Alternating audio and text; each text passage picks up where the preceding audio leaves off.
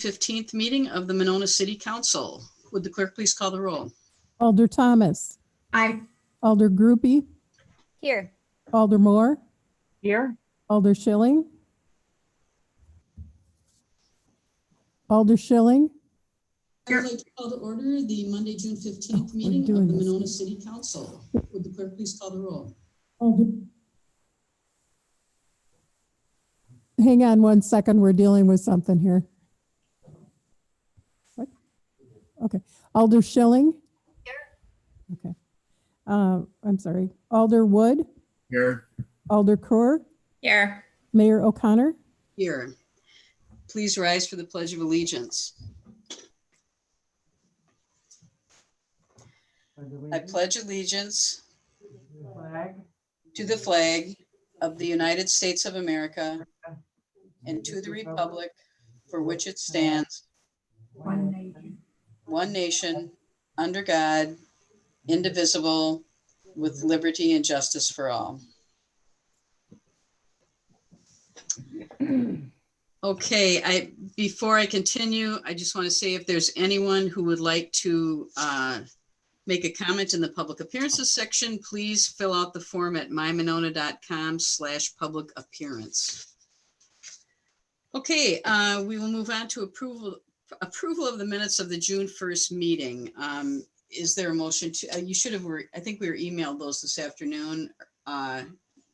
Is there a motion to approve? I'll move approval. I'll second. Okay, any corrections or additions? Joan, I did have just one. Under unfinished business, the very first paragraph about City Planner Plowman reporting about riverfront development. At the end of that paragraph, you say that I received an email in support of this project. What I actually received the email in support of was increasing the paid on premise budget for the fire department, which is the first item under new business. Anything else, anyone? Okay, all in favor of approving the minutes, say aye. Aye. Opposed? Minutes are approved. Next item is, well, there is appearances, but in the first item, the appearances, I have a proclamation declaring June 19th, 2020 as Juneteenth in the city of Monona. Whereas word about the signing of the Emancipation Proclamation on January 1st, 1863 was delayed some 2.5 years to June 19th, 1865 in reaching authorities and African Americans in the South and Southwestern United States. And whereas for more than 150 years, Juneteenth continues to be the most recognized African American holiday observance and also was known as Emancipation Day and Freedom Day. And whereas Juneteenth celebrates the freedom and achievement of Black Americans while encouraging continuous self-development and respect for all cultures. And whereas it is important to continue a dialogue of the realization of what Juneteenth historically means to all Americans to promote racial healing, reconciliation, restoration, and justice.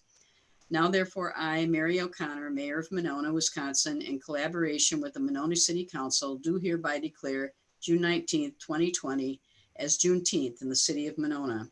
Signed in the city of Monona, Dane County, Wisconsin, this 15th day of June, 2020, Mary Kay O'Connor, Mayor.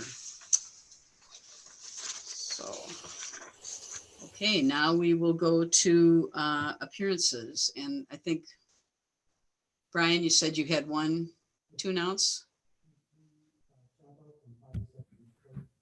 Can't hear you. Can't hear anything you're saying. Poor Brian.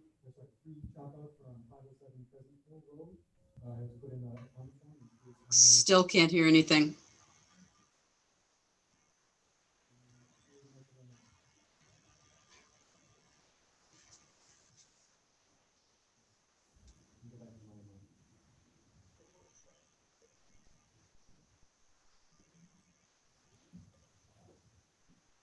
Okay, can you hear me from any one of the 5 microphones that are in front of me now? Yeah, a little. Okay, Ms. Bree Chapa from 507 Pheasant Hill Road has put in a comment form, and Bree is with us on the Zoom meeting. Okay. Bree, if you'd like to speak, we generally try to limit these to 3 to 4 minutes. we cannot have a dialogue with you. So please go ahead and say what you'd like to say. Great, thank you guys. I submitted my request to speak just this evening. But so I live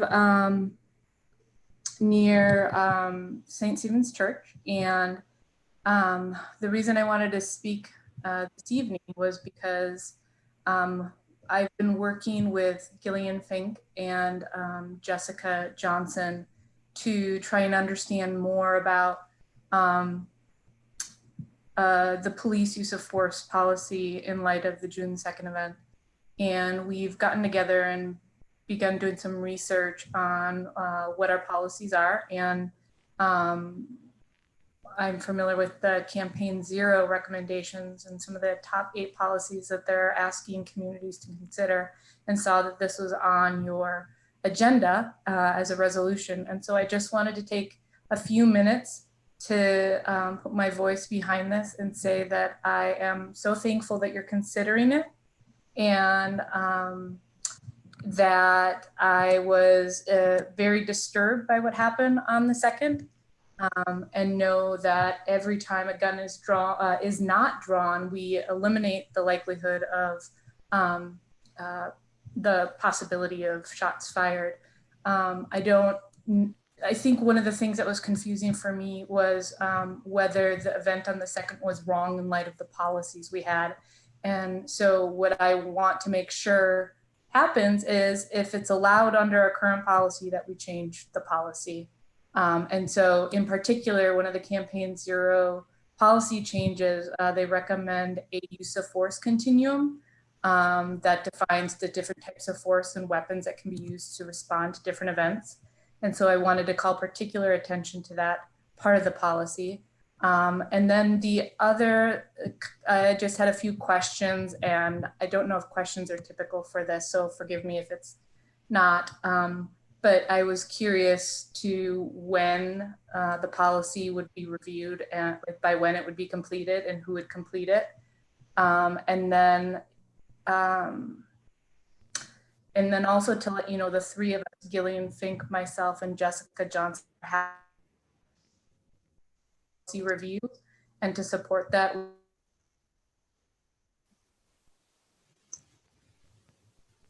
I'm not sure if you're frozen or if you're done. I think she's frozen. It's frozen. Yeah. On alternatives to 911 calls. And then the other thing that I was thinking about as I was trying to navigate understanding what our other problems we may face in our safety, community safety, I was trying to find police data, and I'm a data scientist at UW. And so one of the reasons I love the Campaign Zero organization is that they're rooted in research and data, and they're developing this nationwide data. I'd love to have a place where we can download data locally. I know we have a community map, but they don't allow downloads. And I know we have newspaper reportings, but there seem to be these ad hoc places where you can collect information. And I don't know if there's a centralized way where it could be more publicly available for our community, so that we can make sure that we're understanding not just the June 2nd event, but any other common themes that we're seeing in our community policing. Okay, thank you. Just an answer to 2 questions you raised. The policies and procedures are going to be reviewed by the Public Safety Committee. It falls under their purview in the city ordinances, and it's going to take a while because if you've been looking at them, they're hundreds of pages. So I'm sure we'll be looking at some of those that specifically were involved in what happened on June 2nd first, but it's going to take a little while, and then they'll be coming to the council. So that's the answer to the first question. And in terms of data, I do know that we get a lot of data. The police put out a monthly report every month. It's in narrative form, but it has a lot of data in it. And I don't know if you've seen any of those. I can't really answer you if there's a database somewhere that's accessible to the public, but I would suggest you check with Chief Ostrenga and see if there's some answers he could give you about that. Because I know we do keep a lot of data. It just may not be in the format that you need or that you're interested in. So, okay. Thank you. Brian, was there anyone else?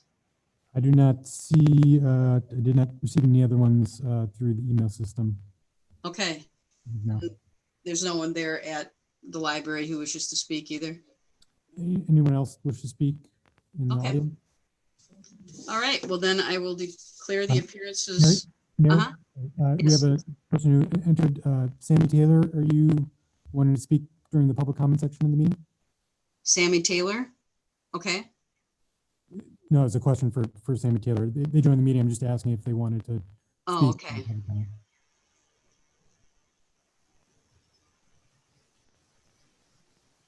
He's okay. He said, thank you, though. All right. Then if there is no one else, I will declare the appearance section closed. There is no public hearing. Is there a motion to approve the consent agenda? I'll move approval. Second. All in favor, say aye. Aye. Opposed? Consent agenda is approved. There is no unfinished business. There are several items under new business, and most of them are started for immediate approval. So the first one, item 2A, approval of renewal application for 2020-2021 patio permit for Breakwater Monona LLC, doing business as Breakwater at 6308 Inland Way. This is put forth by the License Review Committee. Is there a motion to take this out of order? Move to suspend the rules and take this out of order. Second. All in favor, say aye. Aye. Opposed? Motion passes. Motion to approve? Move approval. Second. Okay, Doug, were you going to address this, or Joan, or who?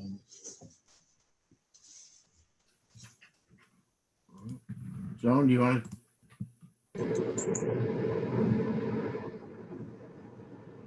Oh. Joan, do you want to address it, or you want me to? I'm sorry. I assumed you were Alderwood. If you'd like me to, I certainly would be fine. Just refreshing my memory of exactly. Okay. A little complicated. Tim Tripkosh is not in the meeting, I take it? Oh, it No, looks like he is. Okay. iPhone just changed it. No, I'm doing it from the road. Okay, So I can't do the video because it won't let me while I'm driving. that's okay. So And just warning you, I'm in Wausau, so it's going to be choppy. So apologize for the connection. Okay, So I guess if people have questions for him, they can ask those. I mean, this one, let me get back to the agenda here. okay. So these two items are related, but Joan, did you want to go ahead? Yes, the patio service was increased to match that of Buck and Honey's. And it was 10 p.m. Sunday through Thursday, 12 o'clock midnight, Friday, Saturday, and the day preceding Memorial Day, Independence Day, and Labor Day. That was a change from a previous variance that was granted by the License Review Committee and the council, on the council of June 6, 2016. This was granted by the License Review Committee June 9th, 2020 for council approval. Beer garden service and music will cease at 10 p.m. And that is an increase from, I believe it was originally 9 p.m., Monday through Friday.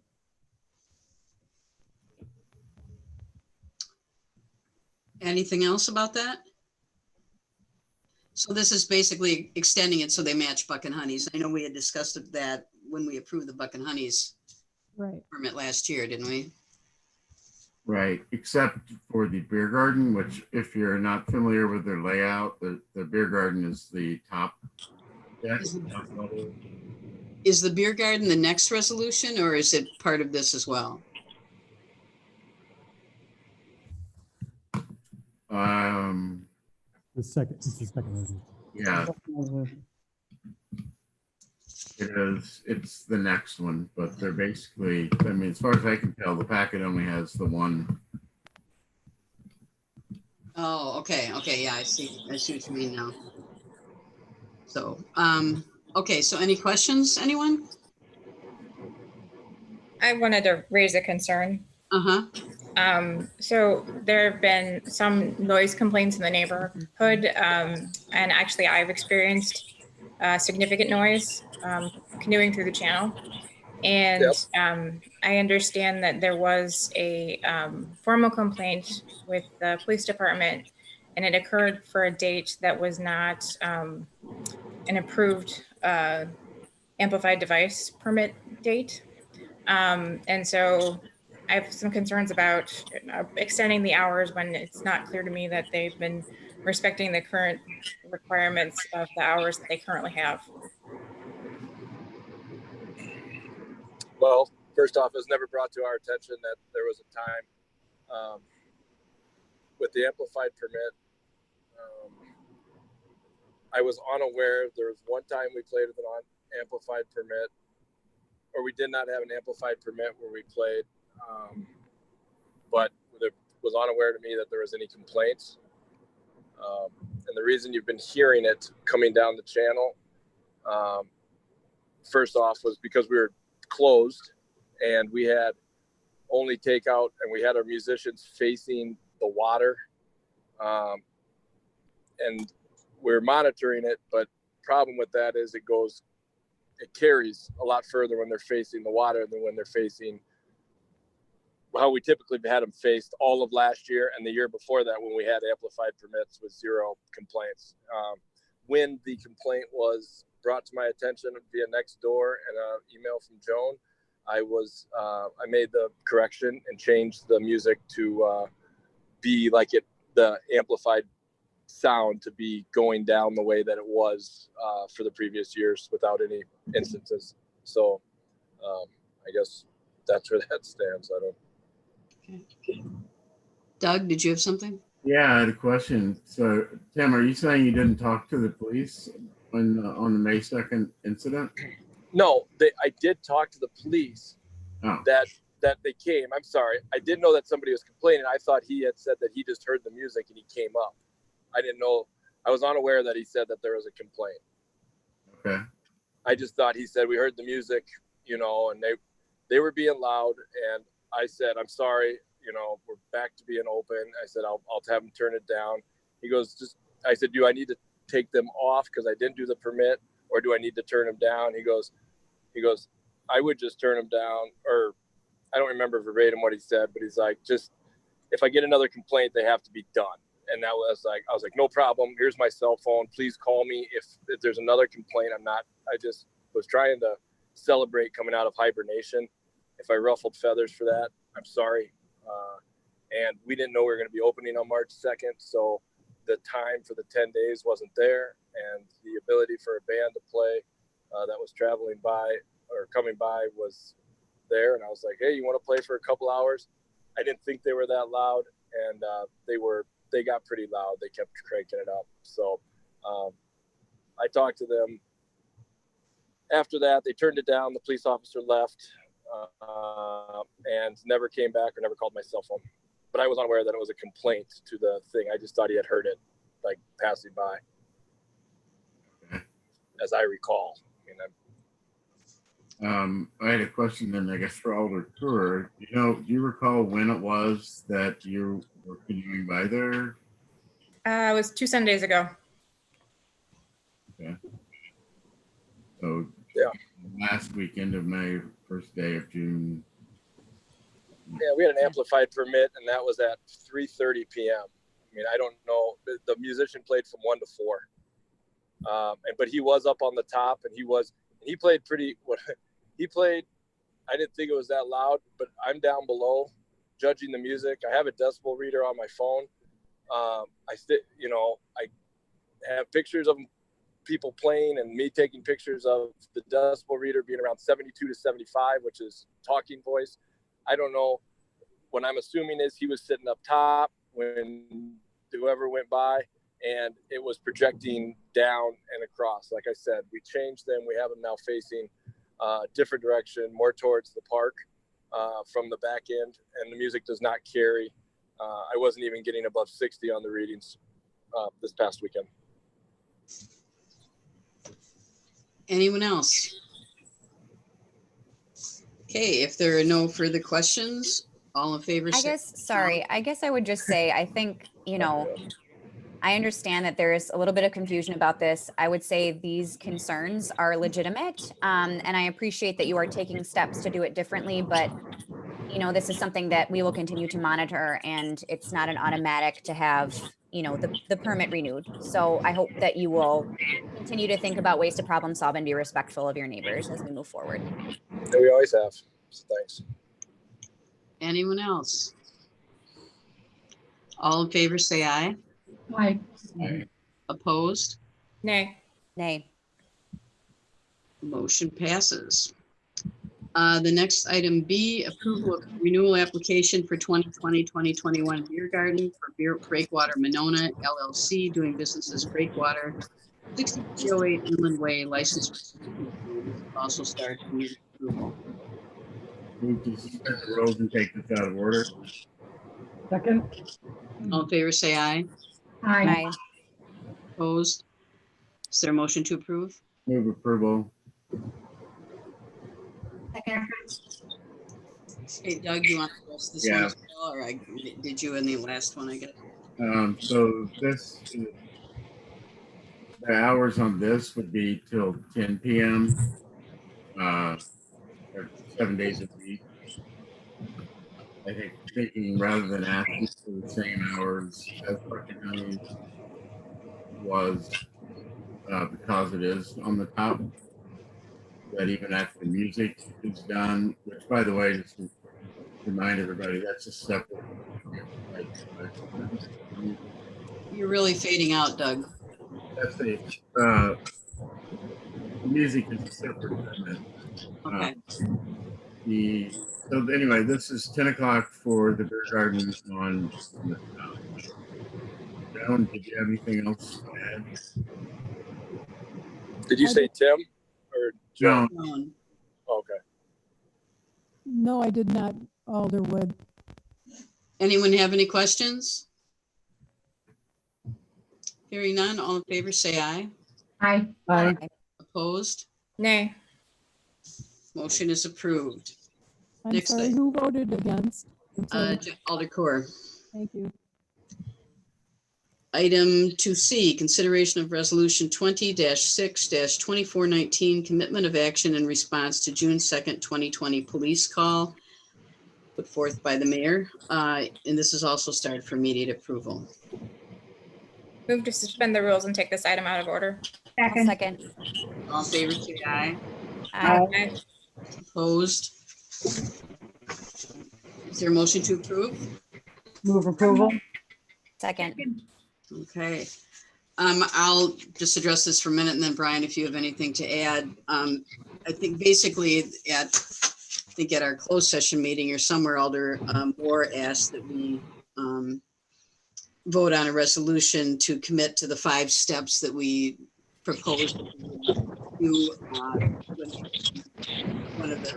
one of the statements that the city put out. I think it was the second statement regarding the June 2nd incident. And so that's what these are. In addition, I guess we combined 2 of them, 2 of the 5, because they were kind of redundant. And then we added, because so many people have asked about it, the 8 can't wait review of those use of force policies to determine which are currently incorporated in our Monona police policies. And what we've been able to tell so far is that at least 6 of them are, and parts of the other 2, I think, but we need to take a closer look at that. But they're all listed at the bottom. So that's basically what this is. Are there any questions?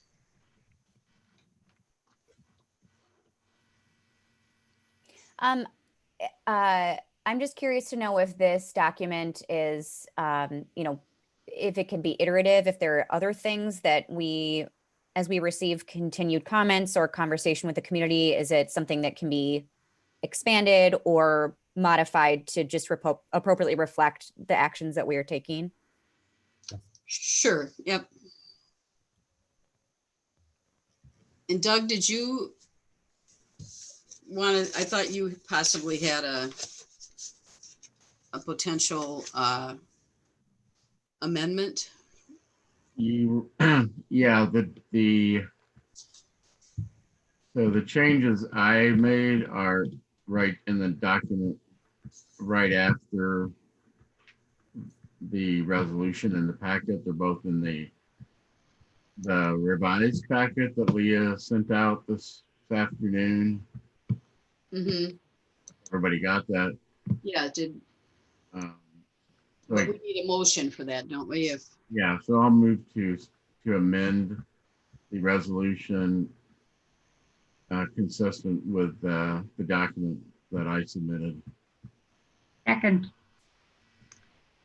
Okay, is there any discussion about, does everyone, I have it. they see on your screen, or did you get a chance to look at Doug's changes in red? Mayor, do you want to take my amendment separately? I don't think we have your amendment, do we? Or hang on a minute, I just got thrown out.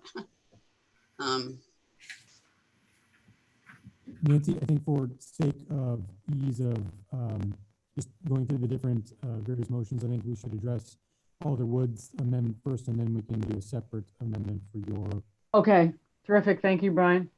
Brian, for some reason I have sound, but I don't have the picture here. Let me see. Okay, I guess I'm okay. So, but we don't have we didn't get Alder Morris in the packet, did we? I will put it up on the screen once we. You're going to put it on the screen? Okay. All right. So are there any discussion about Alder Wood's amendment? I have a question. Alder Feely? Is it possible under item 1, having the incident properly investigated by an independent outside organization? Is it possible, and I don't know if this is the proper time to ask this, possible to put together a basically almost like a committee of residents of color that could do that for us? I think that would be something different than this would be. Okay.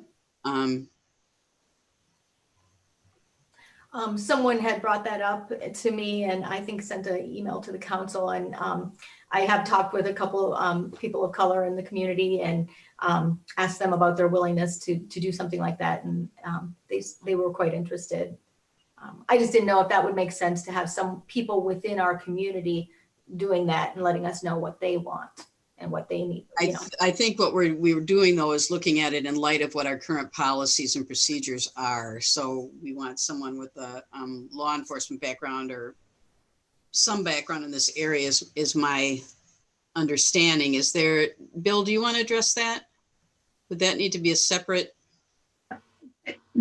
I think that Bree just put in a piece, which is that you need a knowledge of appropriate police policies and ours, and you need a level of knowledge. So you need an expert to be doing this. Yeah, I think that's. I think we certainly can hear input from the public about it. Bill, did you want to? I was just going to say, once you receive the report findings, certainly you can have those presented to a subcommittee of the council composed of, various ethnic groups, and they can, review that report as well and provide their input to the council too. Okay. Right. I was just going to add too that, yeah, the investigation is one step. The reviewing the policies and procedures, I see that as an entirely separate process from investigating the incident. And that right now, that's going to go to Public Safety Committee. Mm-hmm. There is a person of color on that committee, but I think it would be certainly appropriate to have the community, in particular, Black residents of the community or any persons of color, to have their input into that and kind of be up to the public safety chair to how they want to exactly do that. Yeah, if I can stick my 2 cents worth in, the question for the investigation is whether the police followed policy.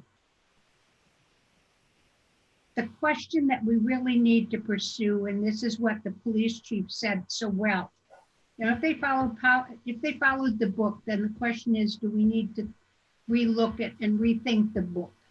And that is where we all want to get involved, is what policies work and what are appropriate, but not the particular action of the officers involved.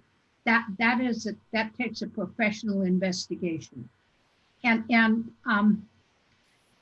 When public safety reviews these policies, we are always open at the beginning of these for public input, public comment, public suggestions, it's like all of the city meetings.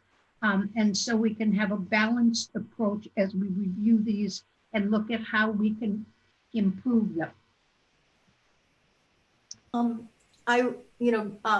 Ms. Chapa just chimed in via chat, and she said maybe we could pursue a minority-owned business for that independent investigation. And I think there is concern in the community about a law enforcement organization conducting this investigation. And so that's kind of what I was trying to get at. Like, I understand it needs to be an expert. I think a lot of Black Americans are experts in the law and police policy, just because they've had so many more interactions with police than white people.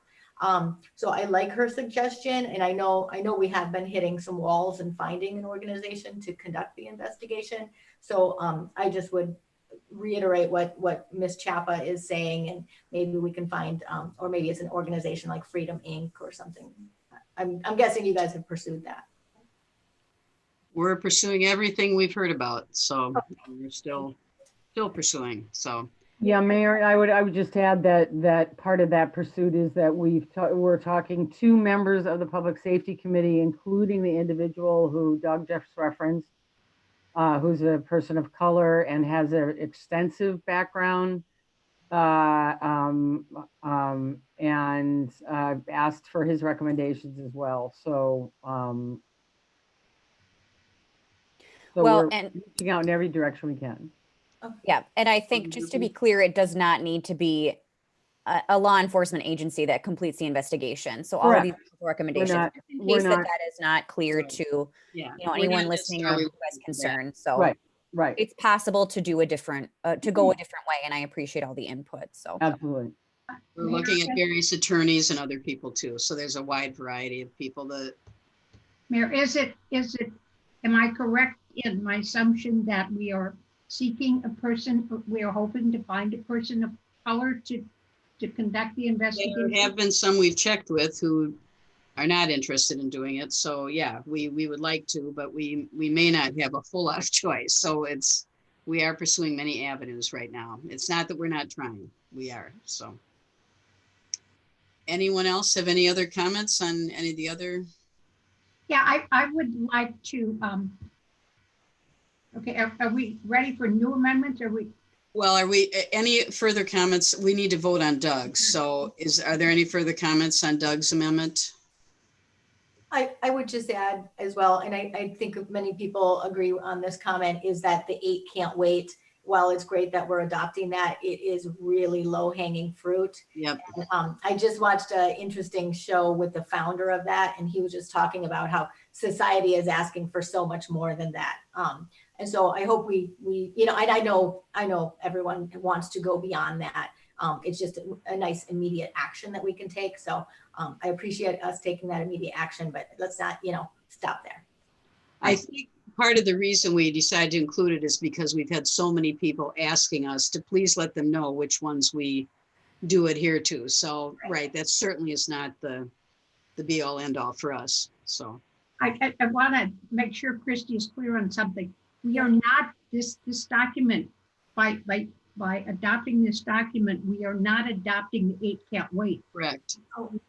We are reviewing it for consistency with ours and looking at if we don't follow them all, what we can incorporate. But this is not an adoption of that policy. Okay, thank you for that clarification. Anyone else about Doug's amendment? Yeah, I just wanted to make one comment, I guess, kind of in response to what Alder Schilling had said, that, you know, it's amazing how much what seems to be possible has changed in the last 3 weeks or so. And things that maybe at the beginning, 8 Can't Wait seemed like a stretch, and now it seems almost like a given. And yeah, I think we need to go beyond that, and I think we will. But it's just remarkable to me how much the entire atmosphere, the political reality has changed. I also think, if I can jump in, I also think that people would be surprised at how many of those policies we already are part of this Venona's policies. Mhm. Anything else? If there are no further comments, we are voting on Doug's amendment. All in favor, say aye. Aye. Opposed? Okay, the resolution as amended is passed. Now, Alder Moore had a few other amendments she wanted to make. And do we have a copy of that? Brian, do you have that? Putting it up. Now, most of this is what Doug had already proposed, right? Alder Moore, correct me if I'm wrong, the majority of your amendments were on the second page in the now there, the therefore be it resolved clause, particularly as it related to number 5, the review of 8 Can't Wait. Is that Correct. There was one, just one in number 4, where it said organize ongoing community conversations facilitated by a professional. I changed it to by professionals because I'm assuming that we wouldn't necessarily use just a single person over and over again. And then the rest of my amendment just relates to since our review is to be against the 8 Can't Wait. I felt that the 8 Can't Wait, as articulated on their website, on Campaign Zero's website, in its exact language, should be part of the resolution, as opposed to some summary of it or some other version of it. And so I just did that. Okay, and before we go any further, I forgot I should have asked if there's a motion or if there's a second for Nancy's. I'll second. Okay, all right, now we can discuss. So Nancy, did you have anything else to add? Nope. Anyone else have anything to say? Is it possible to make other suggestions or additions, or not at this moment? To this particular amendment or to this particular resolution? Yes. Brian, how should we handle that? I mean, it is. I'm just not sure if we should vote on Nancy's first, and then if Christy has another one, vote on that. Yeah, so there's 2 ways to do it. One, you could make what's called an amendment to an amendment. So if an alder had an amendment to the amendment that's presently in front of us, so Alder Moore's amendment, if you were asking to tweak some language that was there, you could do it that way, and then we would vote on the amendment to the amendment first, and then the amendment itself after that. Or subsequently, the other option would be to do just a vote straight on this amendment as it's written presently, and then pick up a third amendment for discussion by the body. That might be easier, I think. Does anyone else? So any further discussion about Nancy's amendment, and then we'll vote on that, and then we can discuss amending Nancy's amendment with Christie's.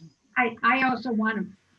Okay, Kathy, did you want to say something about Nancy's amendment? Well, I want to make a minor amendment to Nancy's, and I can't see where it is, but it's under section 5, where we talk about the reviewing the 8 Can't Wait policy. to determine which are currently incorporated Monona police policies and which need to be adopted. If we're asking the committee to review it, I would suggest that we instruct the Public Safety Committee to consider any that aren't in current policy, which gives them the opportunity to review the policy and doesn't make an assumption. Okay, so So would you take that as a friendly amendment? I thought that we had already, I thought that there was a, Brian, correct me if I'm wrong, but I thought in an email back and forth with Kathy and myself today that we had determined we were going to put public safety in this. Is that another amendment that you're expecting to raise? No, no, because I think that's an assumption, but this, I think 5 makes an assumption and directs public safety to do something without reviewing it. And I'm just saying that we instruct them to consider policies that aren't in current. And that is part of the language that we talked about, I think, earlier today. Right. So it would be, number 5 would be instruct the Public Safety Committee to Number review 5. campaign zeros? Number 5, after it says, it starts out review campaign zeros, 8 can't wait. Use of force policies to determine which are currently incorporated in current Monona Police Department policies and instruct Public Safety Committee to consider any that aren't in current police policies.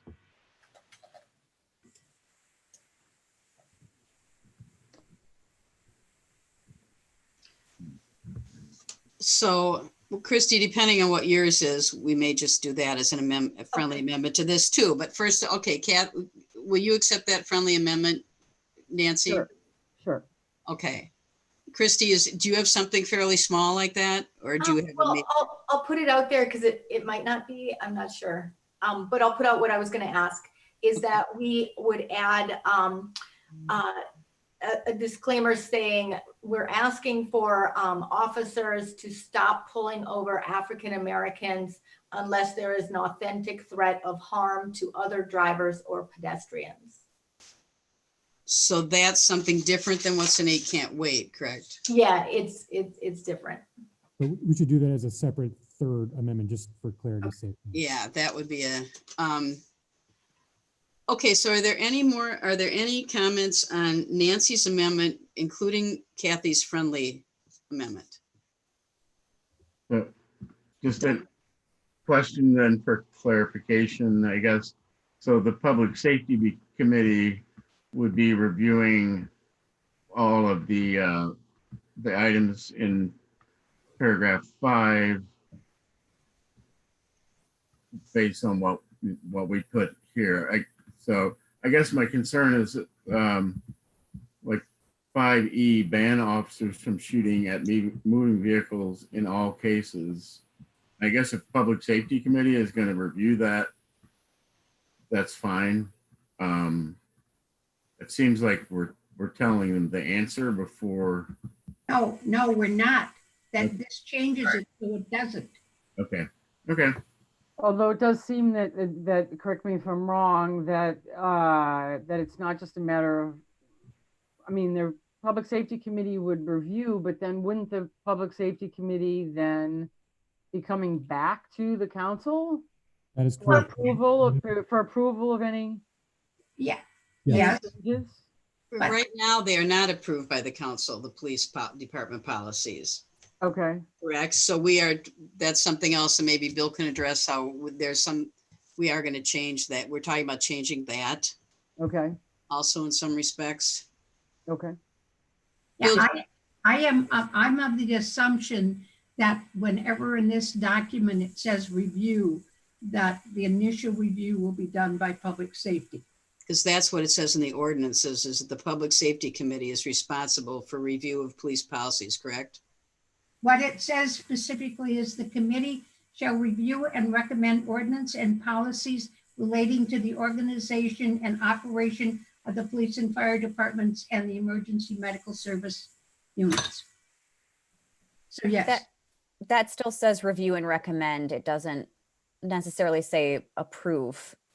To me, there's still some confusion there about what the think next.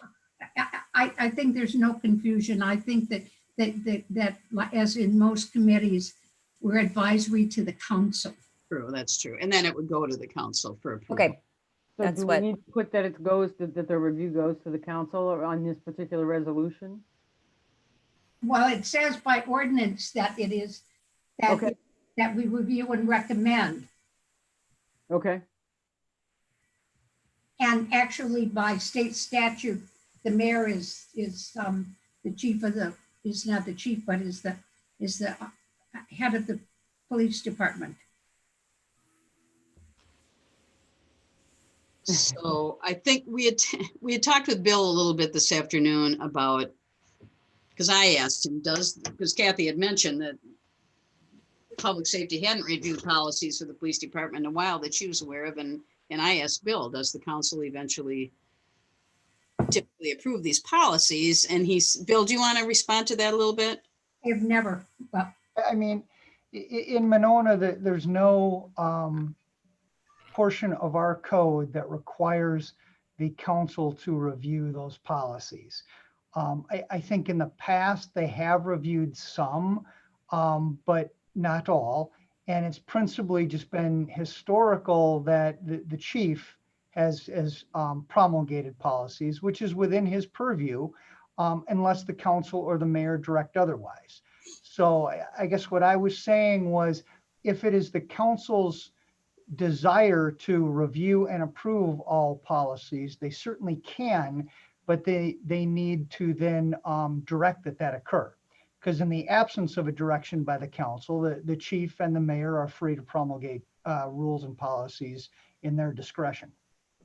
And Bill, didn't you also say that other municipalities, it's not unusual for other councils to approve policies like this, but sometimes it's in their ordinances that they only approve specific types of policies, like maybe anything with use of force or. That's been my experience. Yeah, it's the more significant policies that have implications for the city as a whole. Use of force, high-speed pursuit, those sort of things oftentimes are reviewed by the governing body.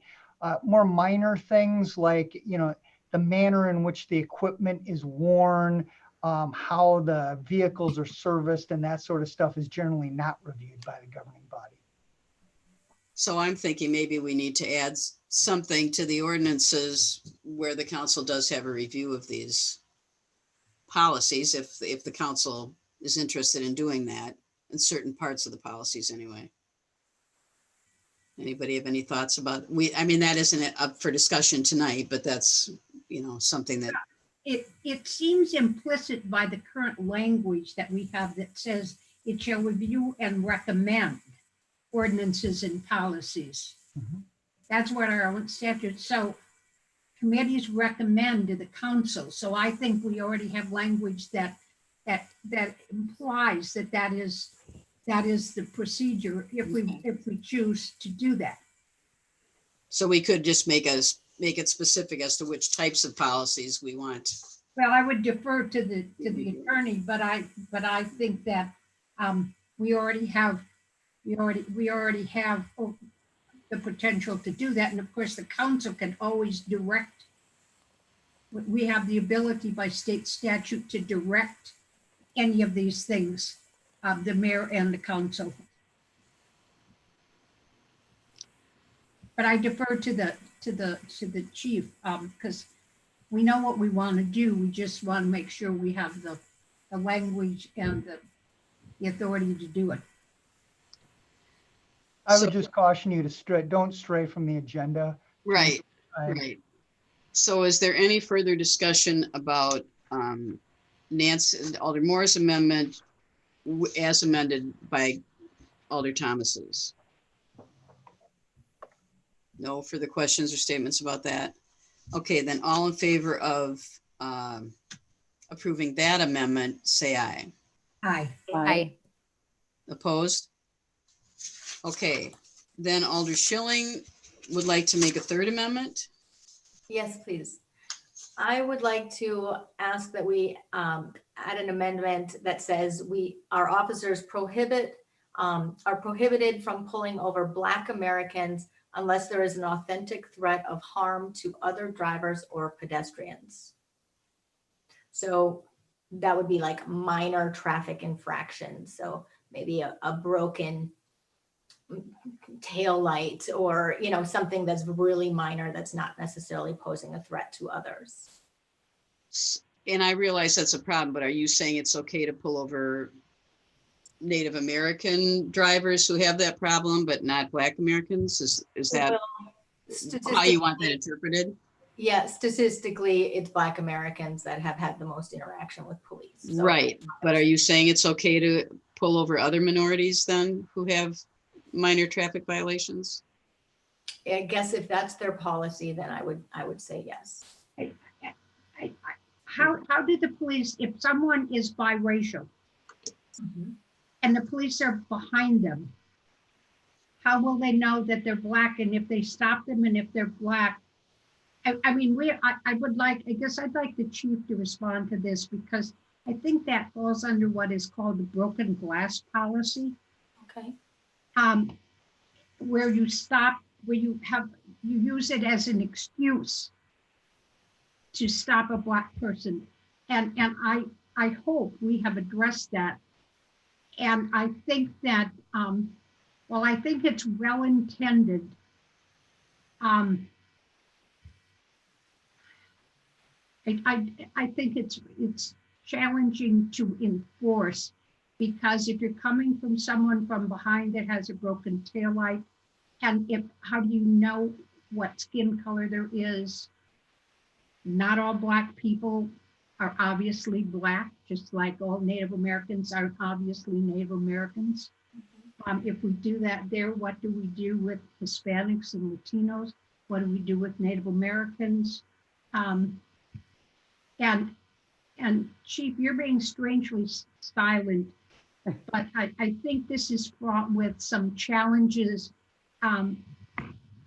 to enforce. Before we go further, maybe we should have, Alder Schilling has made a motion, we should have a second, and then, I'm sorry again. Is that correct, Brian? And then we can discuss it? I can't hear You're you. on mute, Brian. No, he was just on mute. He probably could have stayed where he was. No, I think there's a problem with his mic even when he's not on mute.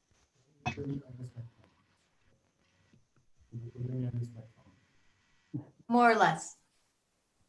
Okay, what I was going to say is, can Elder Schilling, can you repeat your motion just so the clerk can make sure she understands the wording? Then we'd be asking if there was a second for that motion before any discussion. Okay, I'll change my language just a little, because my end goal would be to have the Public Safety Commission discuss this in completion and talk about it. So I would like to ask that we review our policy and ask that our officers stop pulling over Black Americans unless there is an authentic threat of harm to other drivers or pedestrians. Okay, so that's, you're asking that the Public Safety Committee review that. Yeah, because this is obviously something that requires a lot of discussion, and, you know, I'm not an expert. And so I would love to maybe see a discussion take place on this. Okay. Christie, Yeah. Is there a second for purposes of discussion? I'll second for purposes of discussion. Okay. It's fine with me, but I can assure you that we will, the Public Safety Committee will be looking at all kinds of issues.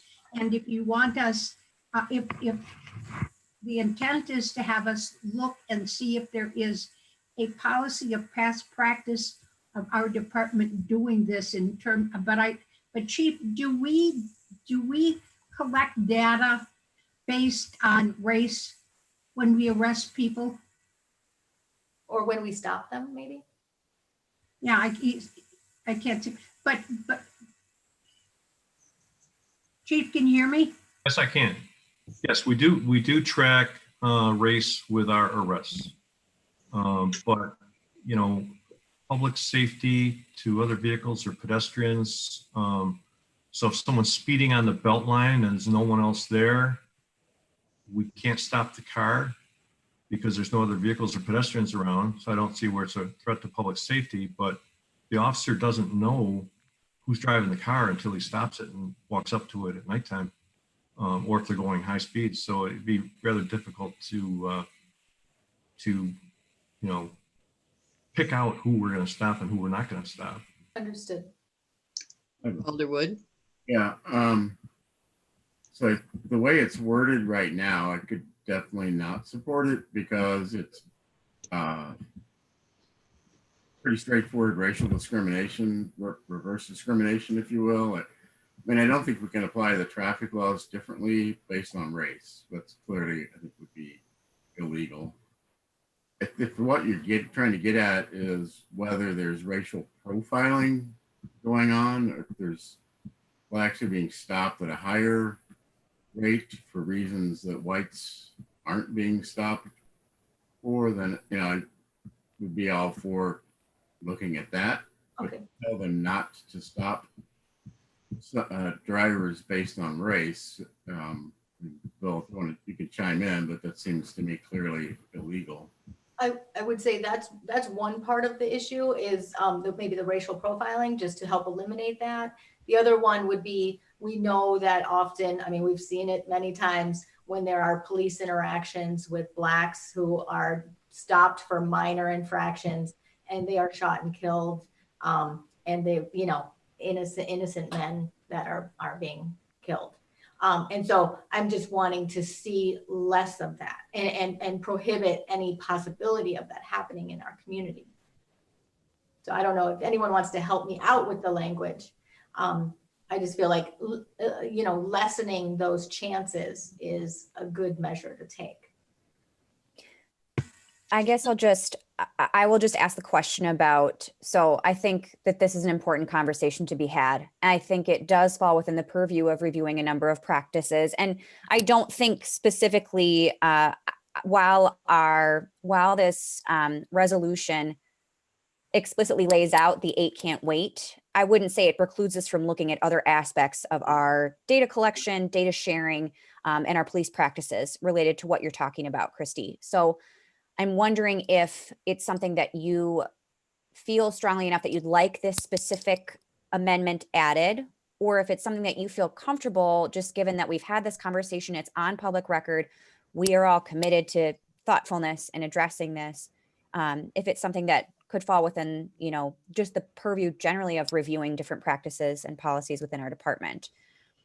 Okay, yeah, I actually would be comfortable with that as long as I know like public safety discusses this matter and it was looked at.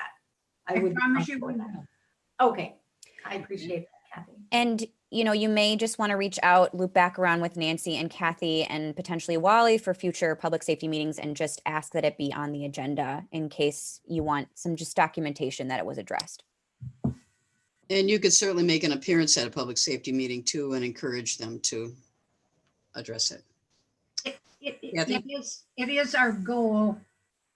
I'm speaking as chair, but I've talked to Nancy and Mary about this. It is our goal to be as inclusive as possible in doing this and to take whatever suggestions and feedback the council has as we review this. So if there are things that you want us to look into that you think, and we'll keep you posted on what we're reviewing and what's going on, so that you feel part of the process as well as the members of the community. Okay. So then do you want to withdraw the amendment?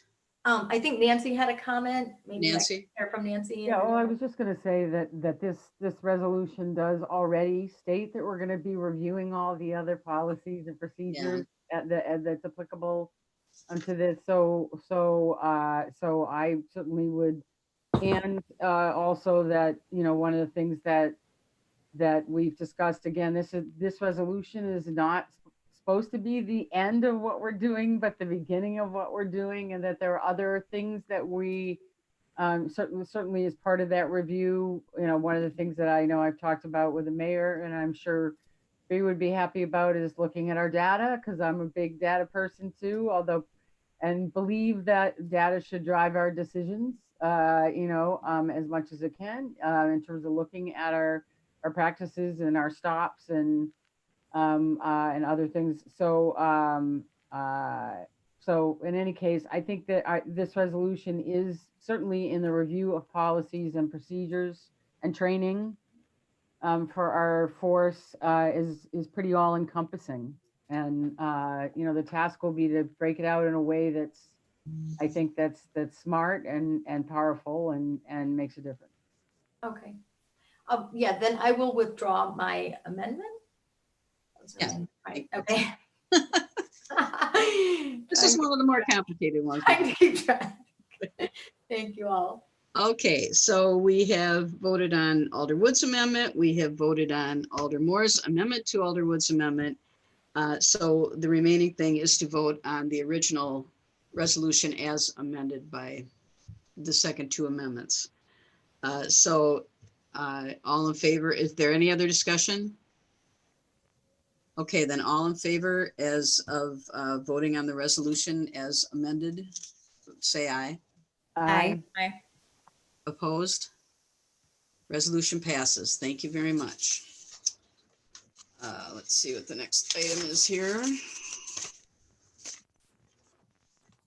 Item 2C, consideration of ordinance 6.20 or 6-20-731, an ordinance concerning the issuance of operators licenses put forth by the License Review Committee, and this is also started for immediate approval. Move to take this out of order. Sorry. Move to take this out of order, suspend the rules and take it out of order. Second. All in favor, say aye.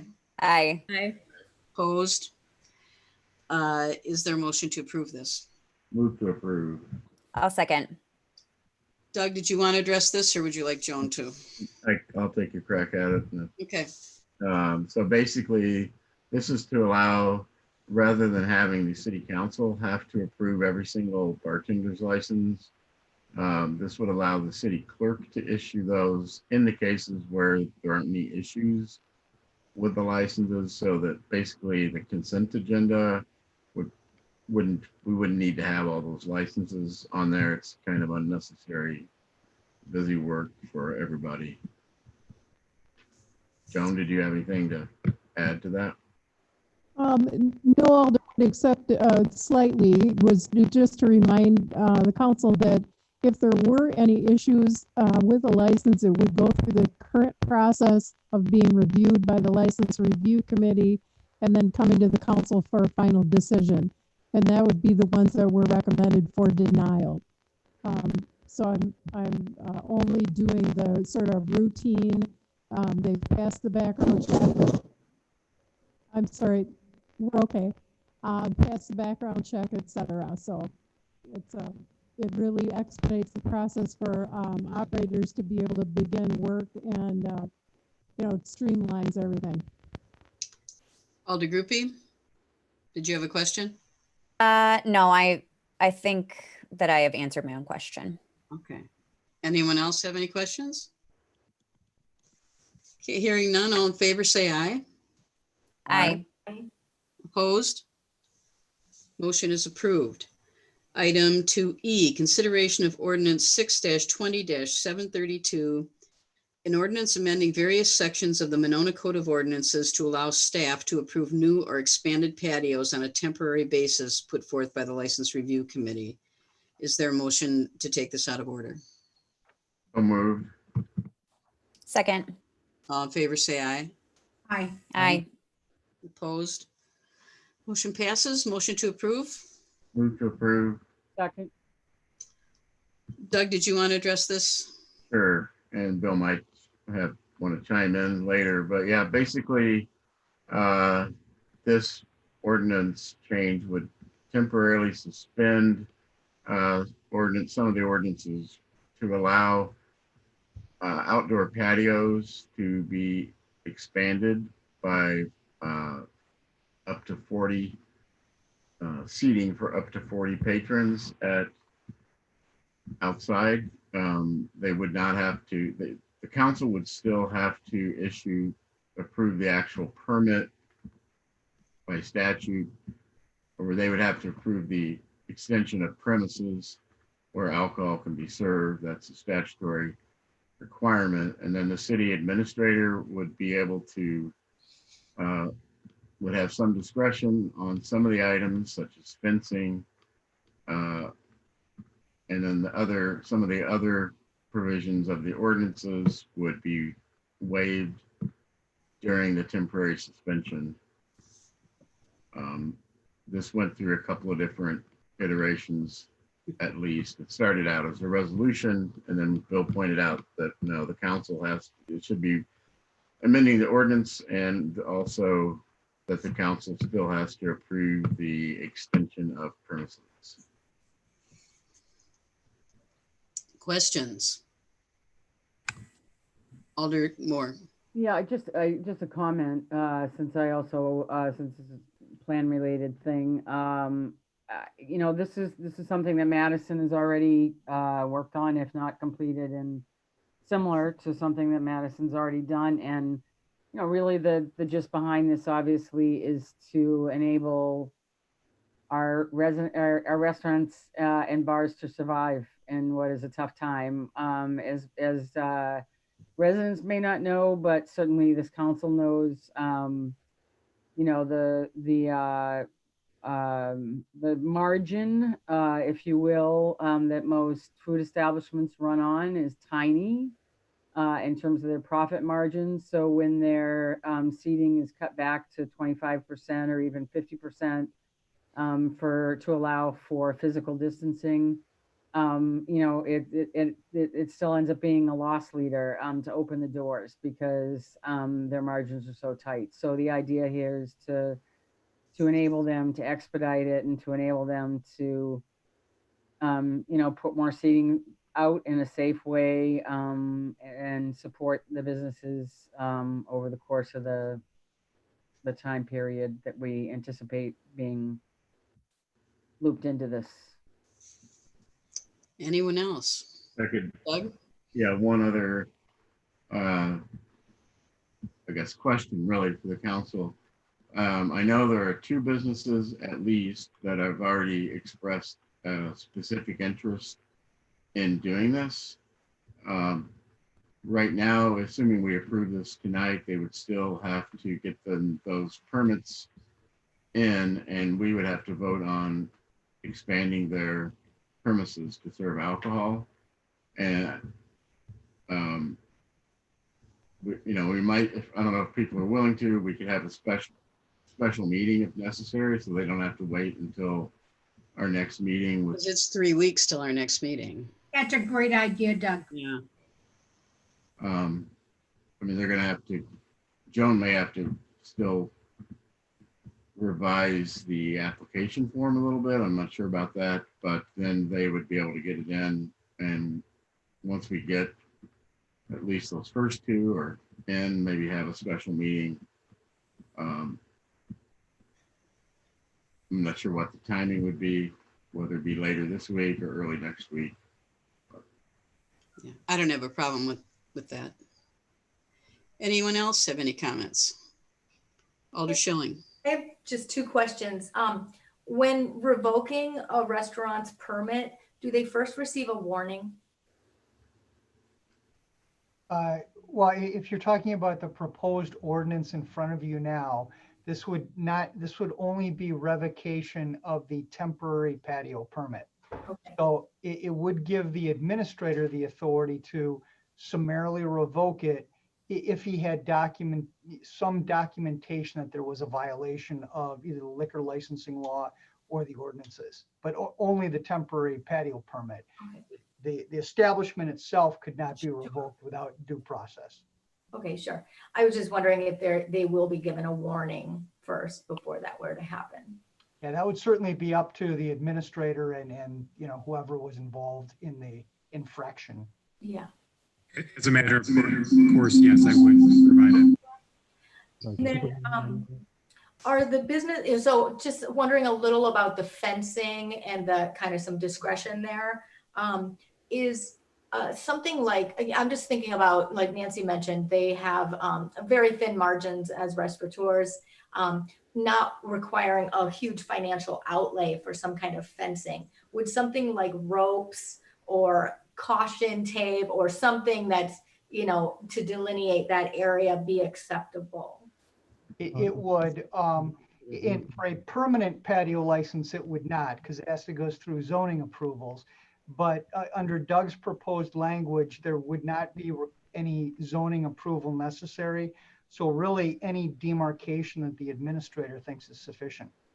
Yeah, just a point of information. In previous municipalities that I worked in, particularly those that have a tourism capacity, we've used ropes and bollards mainly for small, tight fit space fencing rather than full-blown spacing. So I'm comfortable in these type of situations doing that. Okay, and maybe what about like a tent? I don't know if you've seen Off Broadway Draft House. They have a tent in their parking lot. It looks fabulous. Yeah, I mean, if it makes sense for the space and the applicant that's proposing it, absolutely we'd consider that. But if it doesn't work for that particular space, then I wouldn't approve the tent. But if it makes sense, then yes. Okay, excellent. Thank you. That's all I had. Alder Oh, Court. I was just wondering if we wanted to include any of that on the application about like a question about, do we have any, what the demarcation requirements are or what their plans will be? I think that would be fact specific depending on the premises. So I think they would certainly want, the application should delineate what they're seeking. And then Joan and Brian could review that. And then based on the specifics, determine what fencing, if any, would be necessary. Thank you. Alder Court. I just had a logistics question. When we approve a permit like this, do we have any obligation to notify Dane County Public Health that essentially we're expanding a restaurant's footprint? That allowing them to have this capacity that they weren't allowed to have previously? No, there's no requirement that we notify public health on an outside patio permit. And Alderwood? the idea would be not to allow them to exceed their overall capacity that they have now, but basically to make up for the lost seating indoors. So with the total capacity should not be exceeded even with this additional seating. Yeah, I did see a story on the news tonight that I think it was Daisy Cafe had done that in their parking lot, and they were able to get to 100% capacity by expanding the tables into their parking lot, and apparently ran out of food. They were so busy. So, Alder Groupie. Don't they need to adhere to the same capacity percentages that are outlined by the Badger Bounce Back? However, so if there were concern about them exceeding the appropriately specified capacity, that's something that we could address. So my understanding is that the capacity for restaurants and bars only applies to indoor seating, not outdoor. Okay. That's correct. Anyone else? Okay, all in favor, say aye. Aye. Opposed? Motion passes. Thank you, Bill and Doug. I know there were many back and forths about this. Joan, thank you. And Joan Joan. did a ton of work. Yep, Joan did too. I'm sorry, Joan. That's okay. Out of sight, out of mind, yeah. Okay, moving on to item 2F, discussion and update on staffing, budgetary and city operations contingency plans for COVID-19. Brian? Yeah, assuming that you can hear me on the audio, the only update I've got to give tonight is, as we're moving into phase 2 for Dane County, all of our park playground equipment is now open to the public. So I did confirm that with Park and Rec Director this afternoon. The library is working on a plan where they could open up at reduced capacity, given their square footage and the percent of people that they can have in the building. They will have plans kind of out available for the public on that, likely in the next week or so. The library board meeting this week to discuss that. So once we have more information and a press release from them, we will cross-share that through our channel so that the public knows when the library will be open and to what capacity. Okay, anybody have any questions? Alder Wood and then Alder Schilling. Just a quick comment that at the Parks Board meeting,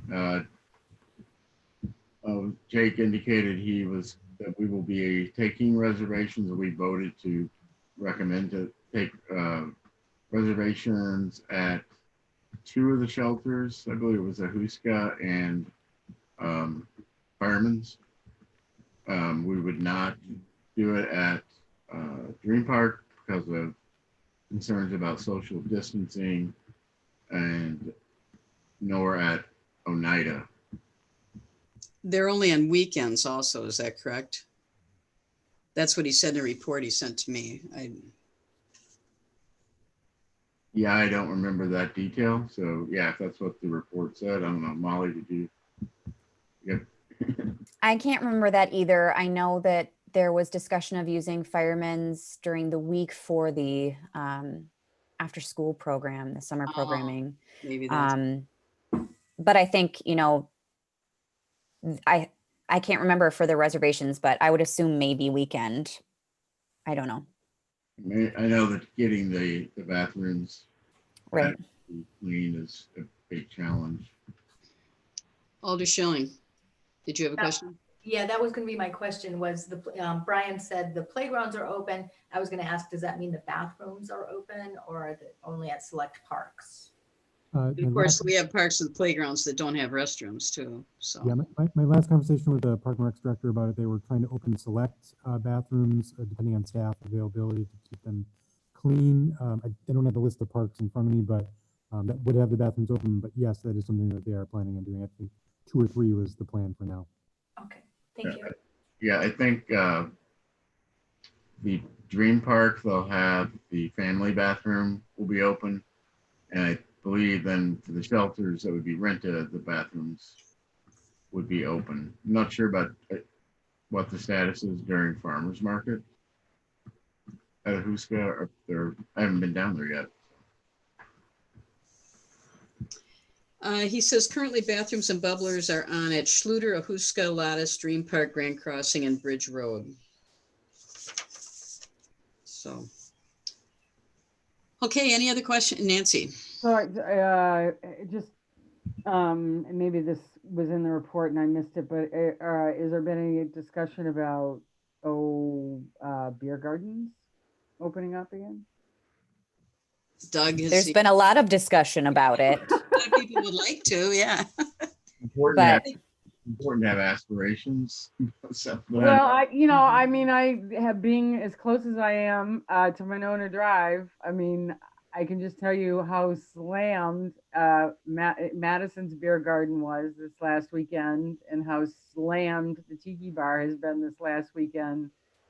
So much so I probably wouldn't go to Tiki because it was, but the beer garden that Madison is running at Obrook, certainly the parking lot was full, and it was really crowded. So just thinking we might be missing some business there if we thought we could maintain some physical distancing.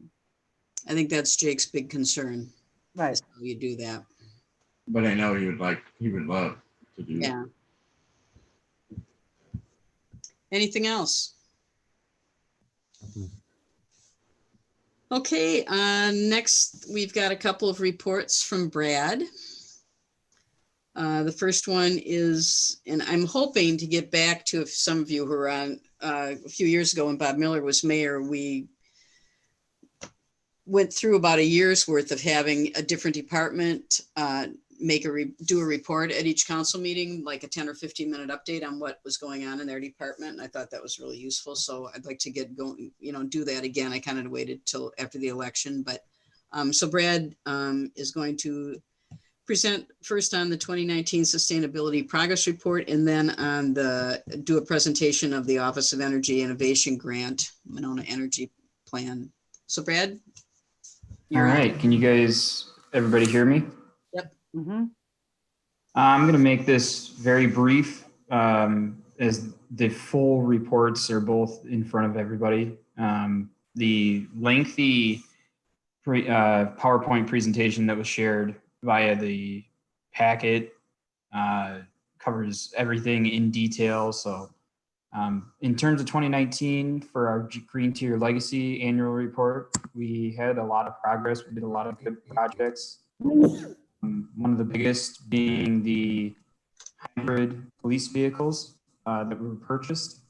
It shows in the upcoming report for the OEI presentation that I have that those police vehicles can pay for themselves in about 3 years, just based on the amount of drive time put on those vehicles, the amount of gas that goes into them, and the amount of maintenance. The other big thing that I'm happy to report on is the pedestrian and bicycle improvements plan. The resolution for 100% clean energy, all of which led to the OEI participating in the OEI report or grant project. Also the Adopt a Storm Drain and Leaf Management Program. We gained 39 storm drains in that program. We had 18 residents that joined in 2019, and now we are up over 100 total drains adopted. So that's been a success as well, and it's ongoing. And I'm glad that it's still going after the third year. So, but the rest is there. In terms of the score sheet, which you guys can ask questions at the end here. We did gain. We did not meet our goal, which was 60%. We were at 56%. And it just so happens that I'm on the Green Tier Legacy Communities Improvements Program. It's a work group that is looking at improving the overall Green Tier Legacy Communities program. And part of that is improving their score sheet, which if you've taken a close look at some of the objectives that you score in the score sheet, there is no clear guidance as to what gets you 1 out of 5, 2 out of 5, 4 out of 5, or 5 out of 5. It doesn't, there's nothing that says that this is exactly what you need to get 5 out of 5. It's subjective in almost all cases. So if I really wanted to, I could have gotten us to that 60% goal that we had for 2019, but instead I just felt like being more honest, I guess. So it is something that's being looked at. They're moving towards something, score sheet that's much more quantitative in format. It requires a lot more data aggregation, which the city is already doing, so that's a good thing. So we're kind of ahead of the curve when it comes to that. I believe, Brian, is the dashboard also attached in the agenda? I want to say it was. Yes. Okay. So that dashboard, this is the second time we've developed this dashboard. I think it's a very unique, in a good way to kind of get progress across in a simple format. It's not meant to be too flashy, but it does kind of draw attention, and we do use it sadly at public events, which we can't really use it at this year. So hopefully we can, hopefully in the fall we get more back to normal, but it does help just your common reader or whoever might come upon it, just to be able to grasp even 1 or 2 things immediately from that dashboard, which is great because that at least gets the message across that the city's doing a lot in the way of sustainability. And we are gaining every year on our goals, which you'll see in the OEI report as well. But so in terms of the Green Tier Legacy Communities annual report and the annual dashboard for sustainability, that being the progress report that I have, does anybody have any questions? Anybody want to discuss any items in those that were shared? Doug, did you have something? Yeah. Well, one thing, Brad, you forgot to mention something that happened, I think, last week for the Good News Department. Oh, yeah. The Browns, we got the city visit Browns recognition, right. And by the League of Bicyclists, or I can't remember the name of it. Yep. Well, the reason you won't see that in those reports is because we technically didn't get the application done in 2019. So we had to apply in the spring of 2020. So the way semantics, it'll be in 2020's report. Right. But yeah, we were very close to gaining an upgrade to silver as an awarded community. There's some fairly, they're not easy things to accomplish that they suggested we do, but there are some items that are definitely achievable in that report card that we got from the league. And I don't see why in the next application, which I believe is in 3 years, why City of Monona wouldn't be at a silver rating for bike-friendly communities. That is good news. That's great. And it does show progress. We did show progress in our report card from 2016, 2015.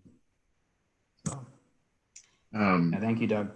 And then a comment, obviously, we want you to keep being honest in your evaluations of us on the scorecard. Question on the amount of the renewable energy generation and use by the city of 20.6%. How does that stack up against the plan or the goals that we adopted, I believe it was last year, with regard to renewable energy? Yep. So 20.6% does put us on track to potentially get to 25%, which is our initial goal by 2025. And then in 2030 is the next increase in the stepped approach to gaining 100% clean energy in terms of municipal use. So at city facilities or in city fleets, what have you, not community-wide. But there are projects that I'm working on with MG&E right now. They're conceptual at this point, but they would definitely get the city to 25% by 2025. And that's really the initial goal, is to accomplish the energy independent communities goal that the city signed up for in, I want to say it was 2010, to reach that 25% by 2025, which was common throughout the state of Wisconsin. So, but I think that the city is definitely going to be able to get there. It will take some initiative and probably a certain amount of capital funds to get to that point, but it is something that there's options out there for the city to gain their goals. Okay. I mean, I assume we're going to get some lift from just whatever MG&E does, that because I believe they've committed to increasing their renewable energy sources. So yes, that's correct. Yeah. They have a goal to be at 30% by 2030. I've been told, but take it at face value, that they're going to be above or beyond 30% renewables by 2030. Yeah, I would expect their customer demand is going to force them to find renewable sources. But yeah, I guess I would just encourage us to try to do whatever we can to, but I know that's the goal, but if we can get there faster or exceed it, because the clock is definitely ticking on climate change. So I think something else that's part of this too is what we can do in terms of conservation. And we're doing quite a bit there too, with switching over all the lights to LED lights and that type of thing. And the work we're doing in terms of HVAC at Library and City Hall, hopefully will make those more efficient. So then we have a smaller amount that we have to gain, is my thought. Nancy? You're muted.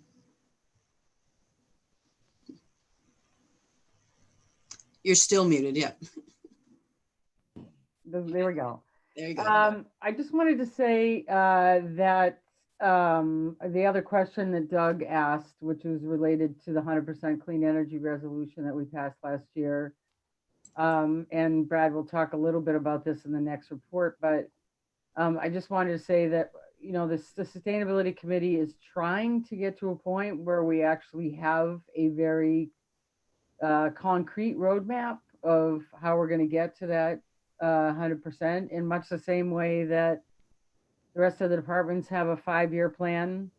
Like Park and Rec has a 5-year plan, so we know, rolling out what's going to happen what year, and the OEI information that we received will certainly help in that regard. But as Brad is very frequently informs us, the Sustainability Committee is different than all the rest of the committees. And one of the ways we're different is that we have 10% of a staff member when all the other committees have full-time staff devoted to whatever is put in front of them. And not to mention the fact that we don't have control over the major purchases that actually get us to sustainability.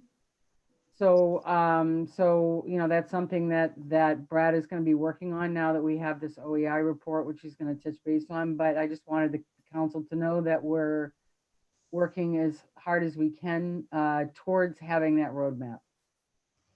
Thank you. Brad? Yeah, just real quick before we move on to the OEI, the report, the clean energy plan that we got. Does anybody have any other questions based on the sustainability report and dashboard? Alder Schilling. I just have a couple of comments. I just want to applaud all your efforts. It's really impressive to know that how much you're doing. So thank you for that. When I was in Fitchburg, we did a campaign that where we asked people if they're sitting and idling for more than 10 seconds in their cars. So say you're making a bank deposit or you're at a drive-through restaurant, that you would shut off your car, because statistically speaking, idling for more than 10 seconds, it makes more sense to shut your car off than to just let it run. And so we printed up metal signs and we passed those out to all the banks, and they installed them at any drive-through locations. And it was really a pretty simple campaign overall that made a big difference. The biggest piece of education was just letting people know you don't do it when you're stopped at a stoplight. So you don't do it on the street. You just do it when you're doing drive-through. And then I was wondering too, if, I don't know if there's a plan about, talking more about urban ag.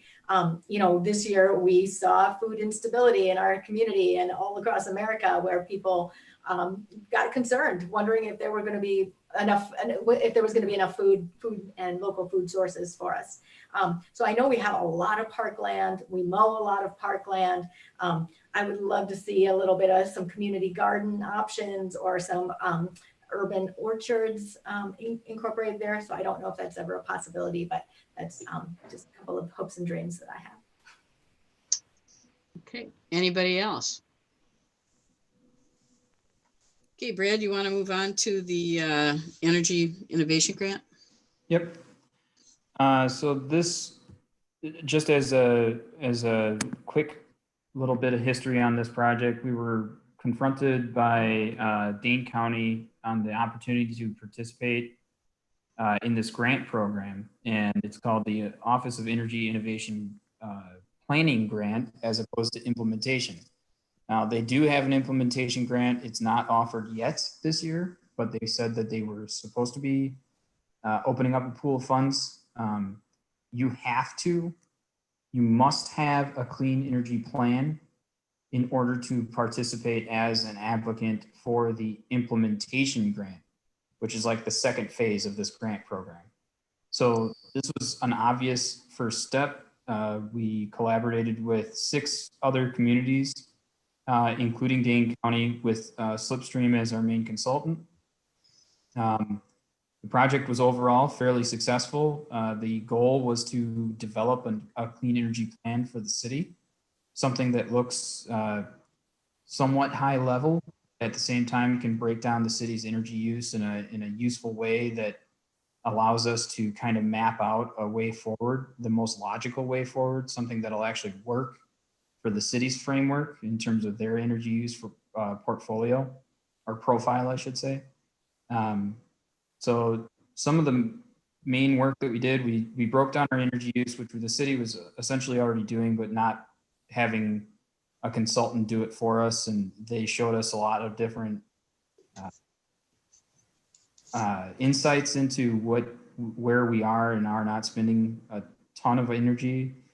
And just as kind of a summary of that, most of our energy is spent in, if you look at some big ticket items for the city, in streetlights, the community center, and heating very uninsulated buildings for the most part.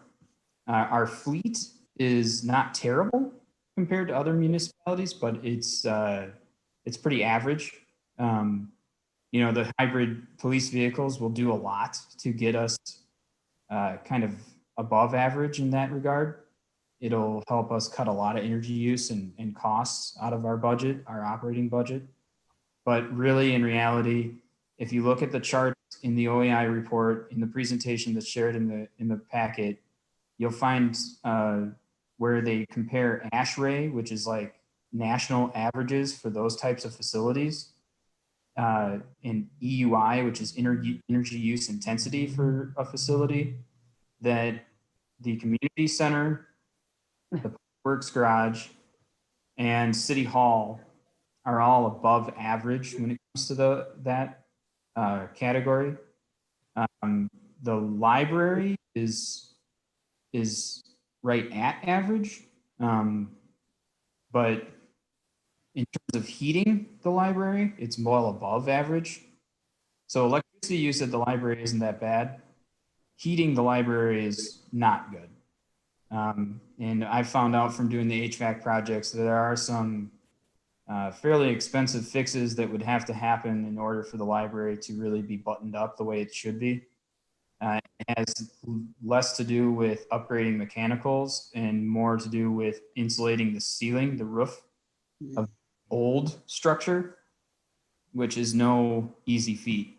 And I've talked to some contractors about, or engineers, I should say, about what might be the best possible way forward in that regard. And it's not necessarily going to be a cheap, simple fix. So that's some of the bad news. The good news is that City Hall, even though it is a hog of a building and it operates on two 24-hour shifts between the fire department and the police department, is actually doing somewhat well, or average in terms of energy use outside of heating that facility.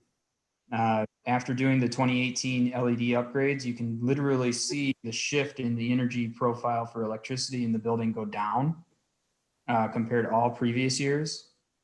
It's a drop of almost 5 to 10%. I'm not going to attribute it solely to LED lights, but I guarantee it had a very big part in it.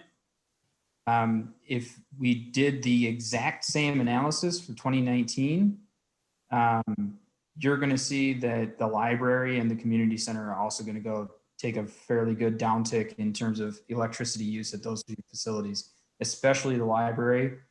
We completely upgraded all lighting fixtures in the library to LED. Previously, all were fluorescent or any other kind of lighting, especially those huge UFO lights that go around the border of the new building. The addition, I should say, those were all 250 watt lights. They were all reduced to, I believe it was an 18 watt bulb. Wow. So, yeah. So I'm interested in seeing that for next year, or even this year, just to see what the kind of energy profile looks like for that facility. I think it's going to go down by a significant margin. There's some long-term items that the city council should probably look at in terms of energy facilities. And if we're looking 5 to 10 years down the road, they should be on the radar, in my opinion. The community center is a gut job. Most likely needs to be rebuilt. The facility was not meant to be operated during winter months. It's literally a shell made for summer activities, which is common for that day and age when it was built. The pool is operating like an older pool. It doesn't have the high efficiency abilities like using geothermal to do reheats of the water system there to keep it warm during the cold days in the summer.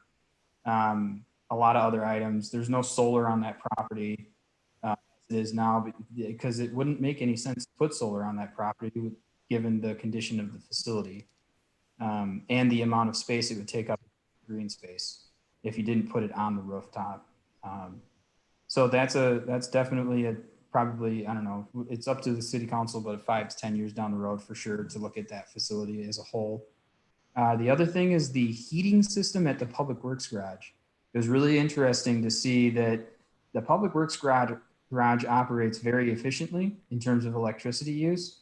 But if you look at it compared to the average in terms of gas usage for heat, it is way above average, almost twice the average in terms of usage of natural gas at that facility.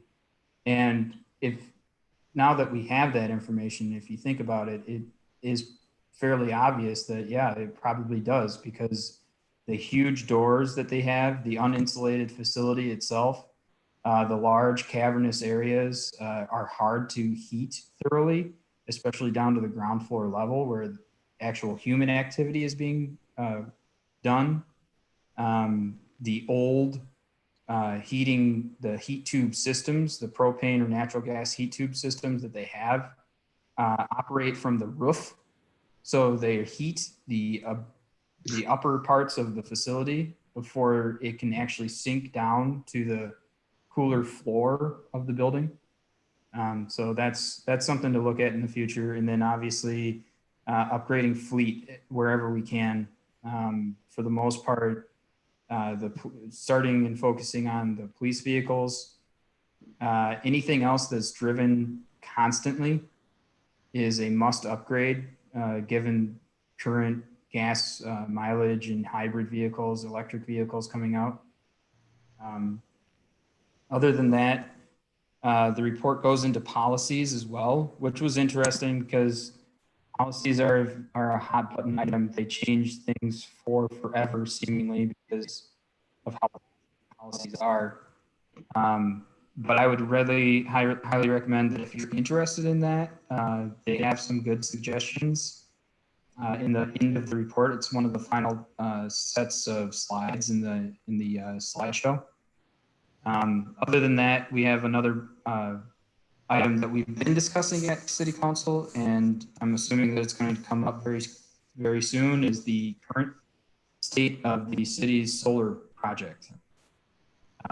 We've extended it, or we are going to extend it, and the council was talking about it. So that's something to look at for the future.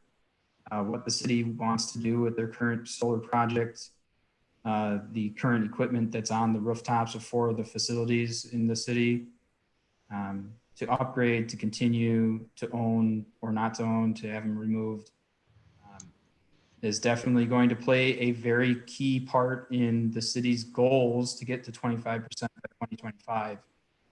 Currently, the system as is produces nearly 5 to 7%. It hit 8% at one point in time of the city's actual overall electricity usage. So is it something that the city wants to look into in upgrading or maybe expanding? If I was to recommend getting to a target point, it'd be somewhere between 10 to 15% of the city's overall electricity usage. If the city can have renewable facilities that produce that much output, I can see with MG&E's target areas, the city's going to be somewhere near their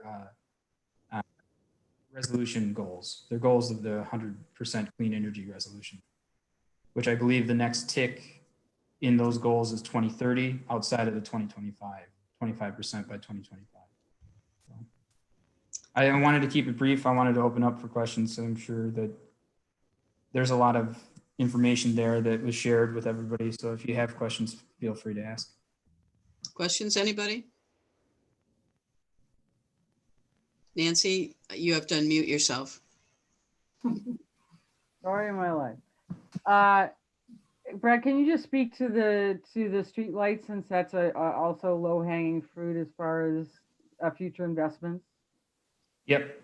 So I've been working with Matt, who is our account representative with MG&E, along with the lead engineer for their streetlight program. And I found out that, well, first off, streetlights are about 30% of the city's electricity usage, which is a ton, actually. And given that it's 30%, we have 4 of over 500 streetlights that are LED currently. 4. Entire population of streetlights out there. That doesn't include things like traffic lights, stop and go lights, that kind of thing. But that's a very small majority of, or minority of the amount of actual lights out there. So the good news is that MG&E could potentially offer the city a way to upgrade their LED or 2 LED streetlights without having a substantial labor cost involved with the light itself, with the light change out. And that's by going to those lights upgraded when they go to do their yearly maintenance checks on those lights, because they have to go up. They have to take the light apart. They have to look at the entire thing. And at that point in time, it would just make a ton of sense to switch it out if we could, if we have the budget to do it. I did find out literally this morning that their cost per fixture to replace without labor, so that's key, is about $385. If you take that by all the streetlights, that includes everything on Broadway, which is a lot, a ton, and the section of Monona Drive, which is not currently LED. And along with all of the other residential lights in the city of Monona, it comes to about $215,000 total to change out everything without labor costs. That's with no labor costs whatsoever. I can't assume how much labor cost would be. If they were included, I mean, you want to be safe about it, I would say double it, if not triple that cost overall to replace. But I'm guessing that MG&E would be willing to work with the city because they've been doing this with Madison. I know that Madison's gotten lights switched up free, cost of materials only, on a as needed basis. And then also they've done random projects here and there where they've just upgraded entire corridors. For instance, if you were to look at Monona and say, where should we put LEDs first? Typically you want to put them on collector streets, high pedestrian areas, areas with bikers. So like Nichols and Dean would make a lot of sense to switch out first. Broadway would be its own animal. Those poles and fixtures on Broadway may need to be completely replaced, which would cost ample amounts more, obviously, if you can't put them on a current fixture. But if we were to be able to get on a 6-year cycle for maintenance, they would replace somewhere around 1/6 of the lights each year at $385 a pop, and it didn't include Broadway. You know, it's in the 10s, 10,000s, 20,000, 25,000, somewhere around there each year that would need to be budgeted to kind of go on a 6-year window. And if you don't include Broadway, you're looking at something like a 20% energy reduction in electricity for street lighting in 6 years. Oh. So 20%, I'm sorry, of the city's entire electricity usage after 6 years. Okay. Any other questions, comments? Doug? So whose budget would that be proposed out of? Would that be Public Works? I think it has to be Public Works for the most part. They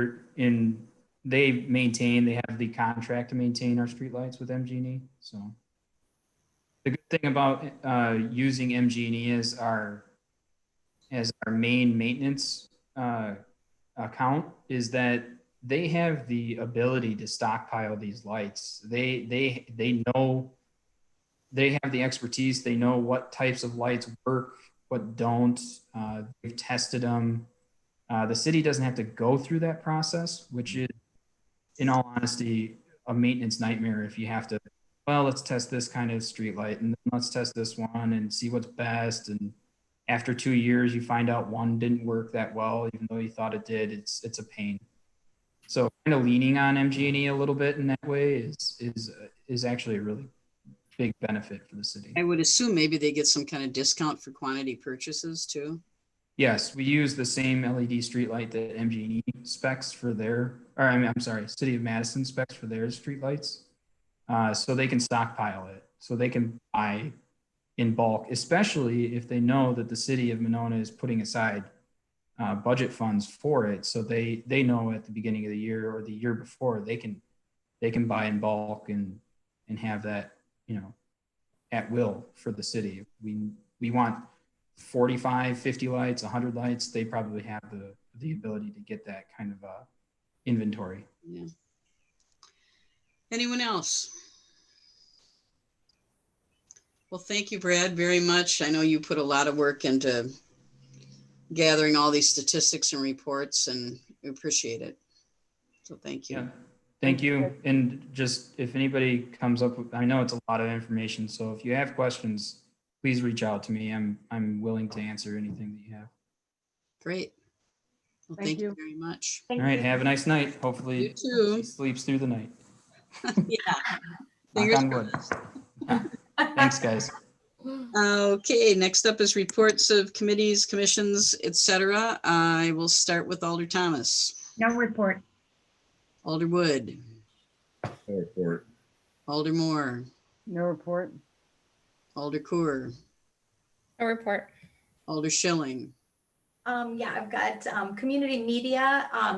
The committee has been working on developing some presentations for both the city and the school district to illustrate the value of that department and just kind of show the full scope of work that they do. We're hoping to finalize those presentations in July, and we'd love to come before this body and present. We're targeting something looks like an August meeting date. Just putting that on your radar. And then for landmarks, City Planner Doug Plowman is starting to reach out to residents and businesses who own historical properties through a mix of phone calls and letters to gauge their interest in applying for National Registry status. All right. Alder Groupie. Okay, I wanted to just give a quick update on transit. We haven't been meeting very regularly. And as with many other committees, we will be discussing, you know, operating and capital budget items starting at our July 8th meeting. I just wanted to remind people that both the Lyft and Express continue to run through the COVID pandemic. And while ridership for the Express is significantly below where it typically is due to COVID, it sounds like riders are slowly coming back, and we're sort of continuing to increase ridership as restrictions are lifted. Lyft ridership holding steady. Just a quick note, Mark shared with me that the two main buses were vandalized last weekend, and parts were taken off the buses, which left them non-operative, but they are now back in service. So any questions about whether or not they'd be running, they are back in service now. Where were they when they were vandalized? It says in Monona, but there were no more specifics beyond that. I mean, Mark probably knows, but he did not share with me. So anyway. And then just one quick note. So one of the things, first of all, thank you to everyone in the community who has reached out about the June 2nd police call. We've had so many communications about that. One thing I just want to bring up that I've been learning about as a way to demand action on law enforcement practices. A lot of people want that immediate demand for action. And, you know, as you know, we're working on a plan, but we want to be thoughtful and not reactive in how we lay everything out. But the LESB, or the Law Enforcement Standards Board, which is affiliated with the Wisconsin State Training and Standards Bureau, which is an arm of the DOJ, that has the capacity to affect change in law enforcement policies and practices statewide, as well as making changes to officer licensure requirements. So anyone who wants to reach out, and we may consider doing this as a council as well, should either contact the LESB, although it sounds like it's notoriously difficult to get a hold of them, or just go through AG Josh Call's office to sort of start spreading the word about this and sort of demanding a wider, you know, a statewide, wider scope of review for different police policies and practices if you have questions about that. So I just wanted to bring that to everyone's attention. Okay, thank you. I had a question for No. Molly. Yes. On transit, do you have any idea what the percentage of ridership is? One question. I asked specifically about the ridership percentage, and Mark just said that it's much lower than it otherwise would be, but that things are starting to creep back up. So I don't have an exact percentage to share. Okay. And then I was curious if you know, or Mark does, of what their cleaning, sanitizing efforts are. I know this is background, Madison Metro, their ridership apparently is like 10% of what it was.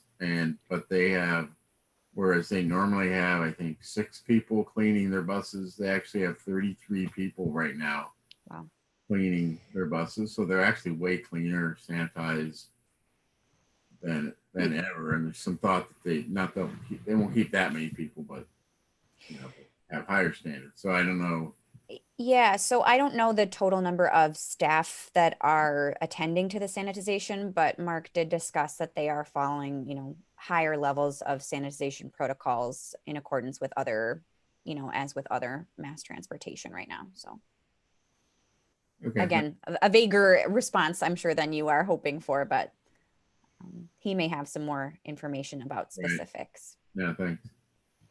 Joan, did you have anything to add?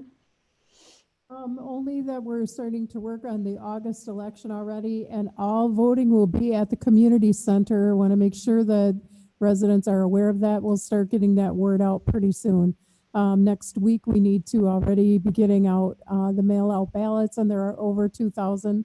So we're going to be pretty busy, and hopefully everybody that wants to vote absentee will please get their requests in as soon as you possibly can, so we can get that done for you. And could you repeat that website they should go to, Joan? To request an absentee ballot? You can request absentee ballot on My Vote Wisconsin. If you Google My Vote Wisconsin, you'll get directly to that site. I believe it's www.myvotewi.gov. But Okay. go there. Great. Will, did you have anything you wanted to report? He does not. Okay. Brian? No report. No report. I don't have much of a report either. We have been spending many hours working on responses to the Arrowhead Drive incident, and we will continue to be working on those. And I know a lot of people would like things to happen instantly. And as Molly said, I want to give some thought to some of these things that we're doing, and they're just a lot more complicated than you might think at first glance. So we're doing our best, and I want everybody to know that. I guess there are not any appointments tonight. So let me just check my agenda here. I think that's it. Is there a motion to, and please note that we do not meet right now, at least till the Monday after 4th of July weekend. I think that's the 6th maybe. But obviously if we need to have a special meeting to approve some of these premises extensions, we can certainly do that. So is there a motion to adjourn? Move to adjourn. There's a second? Second. Okay, all in favor, say aye. Aye. Aye. Opposed? We are adjourned. Thank you. Thanks, everybody. Bye, everyone. Thank you. Bye.